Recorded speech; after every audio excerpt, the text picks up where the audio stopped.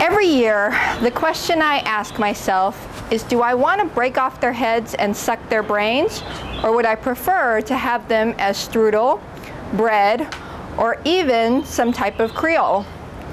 Fellow Toastmasters, welcome guests. For those of you who may have absolutely no idea what I'm talking about, these are some of the delicious ways that crawfish are prepared at the New Orleans Jazz and Heritage Festival, also known as JazzFest. Tonight, I am going to tell you about the things that make JazzFest so special. When it began in 1970, JazzFest was held on the last weekend of April. It has since been expanded to also be held on the first weekend in May.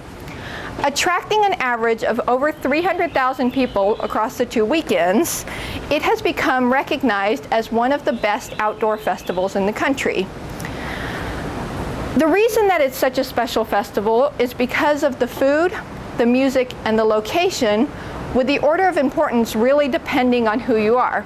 For me, it's definitely the food, followed very closely by the music. To appreciate JazzFest, you have to love New Orleans culture and style, which are very unique. For those of you who have ever been there, you'll know exactly what I'm talking about. Before Katrina, the people of New Orleans could have told you that the city was special. However, since then, perhaps because it was almost destroyed, it has become clear to just about everyone how special the city and its culture are. My friends and I started going to JazzFest 6 years ago and have gone every year since then, with the only exception being the year that I got married. It's a tradition for us now, and our goal is to go every year, providing no major events get in the way. I've always felt that from the moment you arrive in New Orleans, you can feel the character of the city. Whether you're walking in the Garden District, looking at the beautiful homes, or on Canal Street on a Friday afternoon when the kids are getting off the school buses and the air is just alive with activity. Sometimes when you're on Bourbon Street standing between the big ass beer sign and the barely legal sign, you can smell the faint smell of beer and who knows what else. And you can hear the jazz coming from Preservation Hall or one of the other bars. That's the character of the city. It's bred in the people, and it's certainly embodied in the events they hold, including Mardi Gras and JazzFest. Like other events in New Orleans, JazzFest is rich with history and tradition.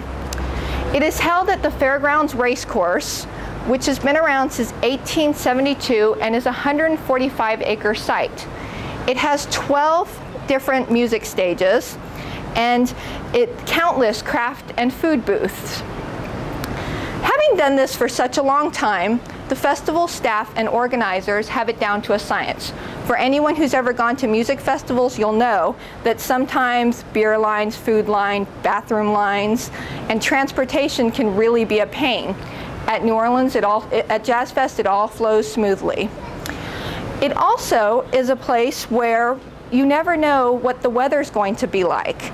It may be so hot that your hair follicles are sweating. Sometimes you may experience a torrential downpour. However, there's so many places to go within the festival that the weather has yet to impact anybody's good time.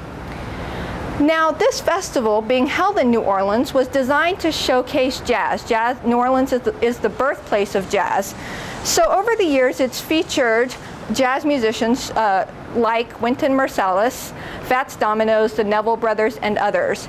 However, it's also become known as a festival that really blends a wide variety of different genres of music, including blues, gospel, Native American, and pretty much anything that you can think of.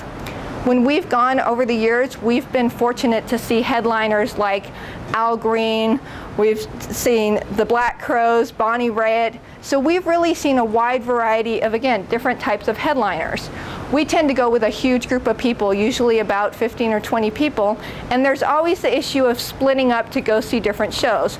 Well, last year really epitomized that need to split because Ludacris and Norah Jones happened to be playing at exactly the same time, so there was a big division in the group. For the record, I went with Norah Jones. Now, if the music is the heart of JazzFest, the food is the soul.